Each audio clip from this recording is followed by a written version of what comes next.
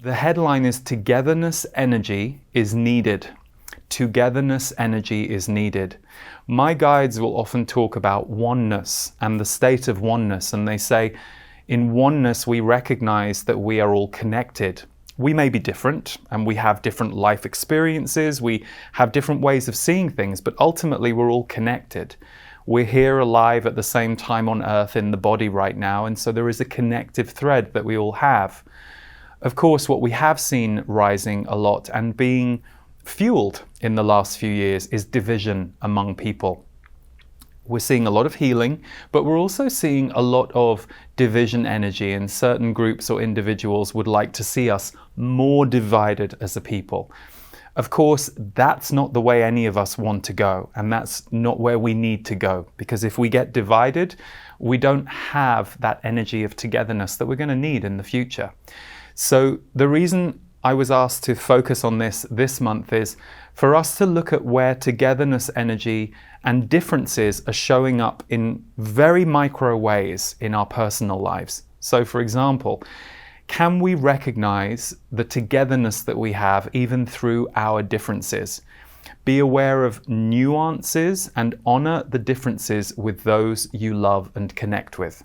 So for example, you might be having a bit of a difference of opinion right now with someone that you love, or they're in a very different place to you and it feels a little edgy in your body, it feels a little tricky. By all means, go through whatever you need to go through with that person, but can you also try and see what they're going through? Because it will help diffuse the emotion.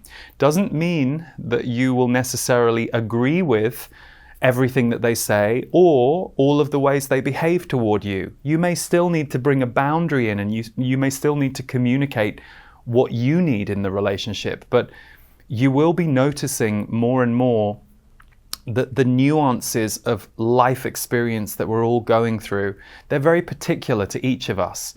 And we can love each other and be with each other while also recognizing, oh, they don't fully understand what I'm going through.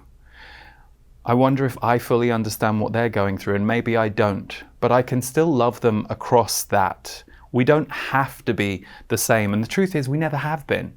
You know, we're all very multidimensional people, and so anybody who is trying to convince you that someone else's otherness is a threat to you, they're in a war mentality. They're basically creating the energy of war on the planet. Anybody who is running that program, it's either something that they haven't let go of, it's something they can't heal from.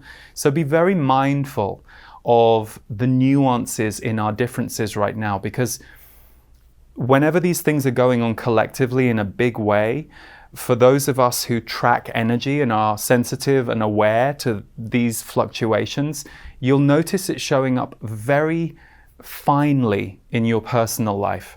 So for you right now, you might be in a whole new phase of being able to love and accept other people in a way you never have been able to before, because you're clear about who they are, you're clear about who you are, and you're clear that the two of you might never fully understand each other because you're having completely unique experiences of life.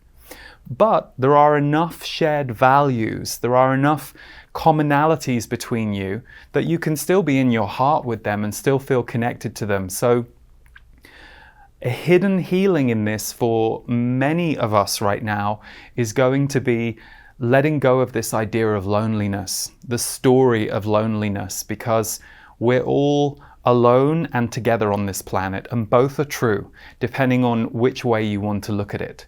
So there's a major healing in that arc of togetherness energy and the nuances of our differences, which even though we may have all been focused on it in a collective way in the last few years, this August and September, there is this flood of revelation coming on a personal level for many of us. So watch out for that and see if it shows up for you. It may already be. For those of us who are sensitive, intuitive, or walking a spiritual path, it is our practices and the support that we have in our life that often is the key to how well we can walk through life.